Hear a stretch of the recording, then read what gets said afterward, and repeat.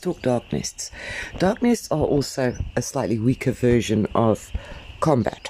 So these are things that one needs to understand. And it's amazing how few players after years do not understand counters. So if you go and look in your barracks where you train your troops, you'll see what counters what.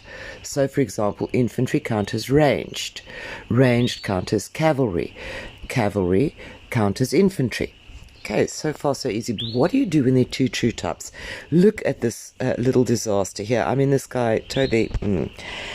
he had a bad lose. Why? Why? Well, we'll see here that the dark nest in question had two types of troops, ranged and cavalry. He sent infantry, which means that the cavalry rides over his infantry, he loses too much morale, and he dies. It's as easy as that. So what do you do when you have two types of troops in a dark nest? You have here, for an example, ranged and cavalry. Well, at this point, we're going to look to match and counter. So a match, yeah, we can beat each other up a bit, but it's not as bad as a full counter. Whereas he sent infantry, for example, the nest's cavalry totally countered his infantry, wiped him out, big losses all round, boo-hoo-hoo. Even if the formation is good, it's going to happen. So, two types of troops. This should be an easy nest, right? So if you're going to send cav, the ranged is going to counter the cav. Same story as what we had with the inf. If you send ranged, what counters range? Infantry. The nest has no infantry, but it does have horses, okay? You're sending ranged. It's going to wipe out the horses and it's going to struggle.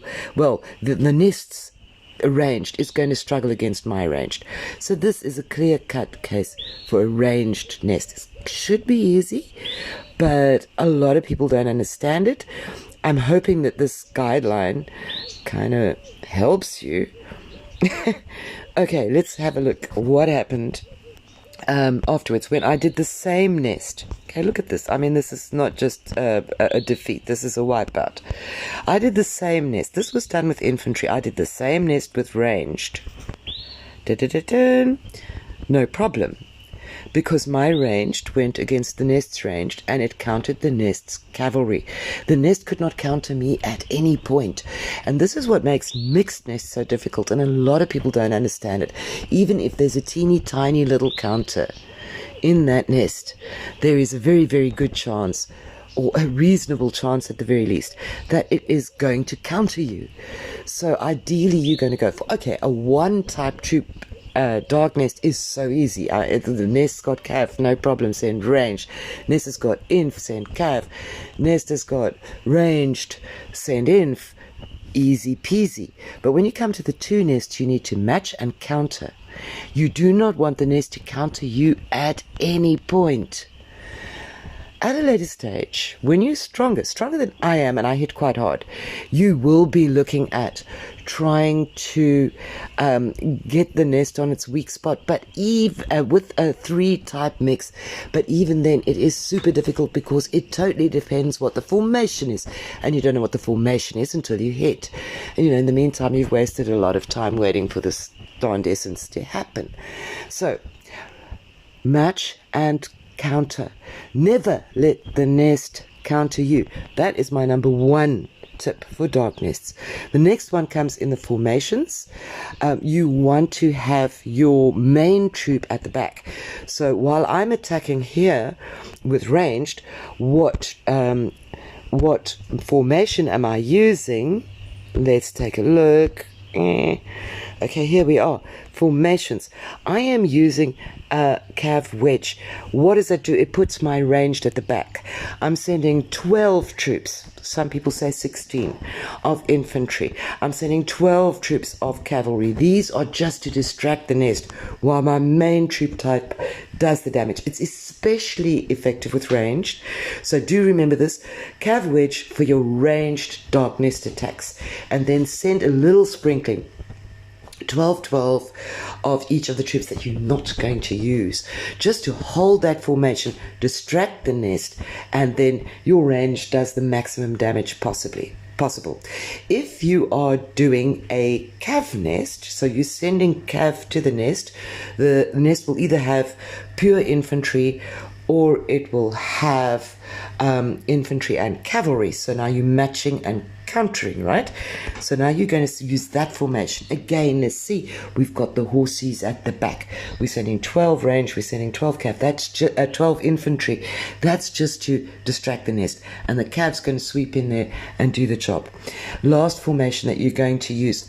Here it's arguable, but if you are sending infantry, I like to go with a ranged wedge. Again, you've got the situation, your infantry, which is your main attack, you're pitting this against ranged infantry or purely ranged, and here you've got your infantry at the back. A lot of the problems with the YouTube videos here is that they're made by Titans. We all love Titans, we think they're fabulous, but most of us can't play like they do. So this is for the rest of us, okay? These are the formations that you need in order to win. You need to add those sprinkles to hold the formation. So that is an extra tip. So, okay, let's just sum up. You're going to counter.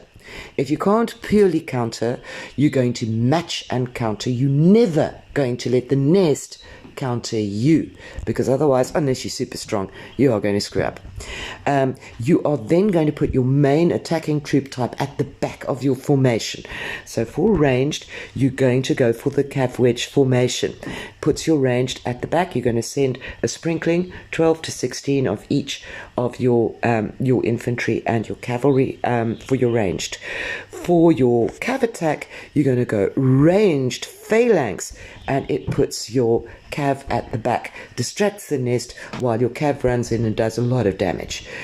For your infantry nest, you're going to use a ranged wedge, and it's going to do pretty much the same thing. Puts your infantry at the back, ranged and cav at the front, distracts the nest. Your main troop type does the maximum amount of damage.